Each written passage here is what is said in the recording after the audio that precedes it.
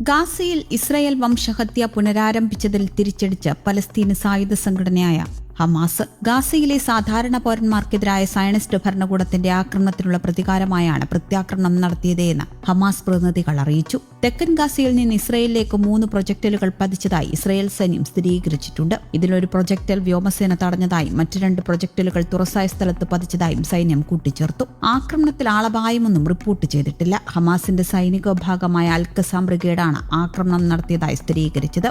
ഈ ആഴ്ച ഗാസയിൽ ഇസ്രായേൽ നടത്തിയ ആക്രമണത്തിൽ പ്രതികാരമായി നിരവധി റോക്കറ്റുകളുടെ ഒരു ബാരൽ ഉപയോഗിച്ച് ടെല്ലവീവ് നഗരത്തിൽ ബോംബാക്രമണം നടത്തുകയായിരുന്നുവെന്നാണ് ഹമാസ് അറിയിച്ചത്. ജനുവരി മുതലുള്ള വെടിനിർത്തൽ കരാർ ഇസ്രായേൽ ലംഘിച്ചതിനു ശേഷം ഇതാദ്യമായാണ് ഗാസയിൽ നിന്ന് റോക്കറ്റ് ആക്രമണം ഉണ്ടാകുന്നത്. ചൊവ്വാഴ്ച ഇസ്രായേൽ വ്യോമാക്രമണം ആരംഭിച്ച ഒരു ദിവസത്തിനു ശേഷം കരയാക്രമണം പുനരാരംഭിച്ചിരുന്നു. യമനിലെ ഹൂതി വിമതരിൽ നിന്നും ഇസ്രായേലിന് കഴിഞ്ഞ ദിവസം വെടിവെപ്പ് നേരിട്ടിരുന്നു. ഗാസയിൽ ഇസ്രായേൽ വീണ്ടും യുദ്ധം ആരംഭിച്ചതിന് മറുപടിയായി ഇസ്രായേലിന് നേരെ ബാലിസ്റ്റിക് മിസൈൽ പ്രയോഗിച്ചതായി ഇറാന്റെ പിന്തുണയുള്ള ഹൂതികൾ അറിയിച്ചു. വെടിനിർത്തൽ കരാർ ലംഘിച്ചതിനു ശേഷം ഹൂതികൾ നടത്തുന്ന രണ്ടാമത്തെ ആക്രമണമാണിത്. എന്നാൽ മിസൈൽ ഇസ്രായേൽ സൈന്യം തടഞ്ഞു. അതേസമയം ബുധനാഴ്ച ഇസ്രായേൽ പാർലമെന്റായ നെസറ്റിന് പുറത്ത് ആയിരക്കണക്കിന് ആളുകൾ പ്രധാനമന്ത്രി ബെഞ്ചമിൻ നെതന്യാഹുവിനെതിരെ പ്രതിഷേധിച്ചു. ഗാസയിലെ യുദ്ധത്തെ ചൊല്ലി ഭിന്നതകൾ നിൽക്കുന്ന സർക്കാർ തകർന്ന് പുതിയ തെരഞ്ഞെടുപ്പ് നടക്കാതിരിക്കാനാണ് നെതന്യാഹു യുദ്ധം പുനരാരംഭിച്ചത് എന്നാണ് പ്രതിഷേധക്കാർ ആരോപിക്കുന്നത്. എന്നാൽ ഇസ്രായേൽ വെടിനിർത്തലിന് സമ്മതം നൽകിയതിനെ തുടർന്ന് ഇസ്രായേലി മന്ത്രിസഭയിൽ നിന്ന് രാജിവെച്ച തീവ്ര വലതുപക്ഷ മന്ത്രി ഇറ്റമർ ബെൻഗിർ യുദ്ധം പുനരാരംഭിച്ചതിനാൽ നെതന്യാഹുവിന്റെ സഖ്യത്തിലേക്ക് മടങ്ങുമെന്ന് പ്രഖ്യാപിച്ചു.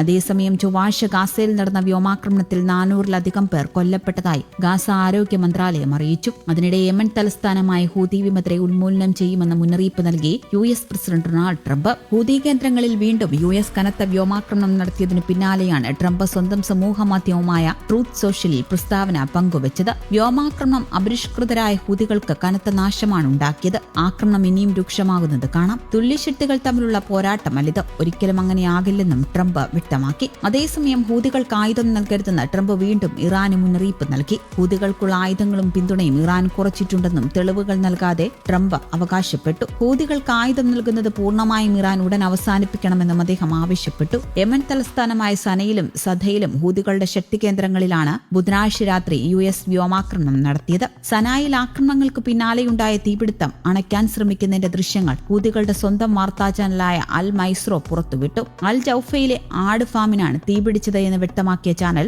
ചൊവ്വാഴ്ച രാത്രിയിലും ആക്രമണം നടന്നതായി റിപ്പോർട്ട് ചെയ്തു. ഞായറാഴ്ച നടന്ന ആദ്യ US വ്യോമാക്രമണത്തിൽ സ്ത്രീകളും കുട്ടികളും അടക്കം 53 പേർ കൊല്ലപ്പെട്ടിരുന്നു. അതേസമയം ബുധനാഴ്ച രാത്രി നടത്തിയ ആക്രമണത്തെക്കുറിച്ച് വിവരങ്ങളൊന്നും US ഇതുവരെ പുറത്തുവിട്ടിട്ടുമില്ല. ഇനിയും ആക്രമണം കടുക്കുമെന്നാണ് വിവരം.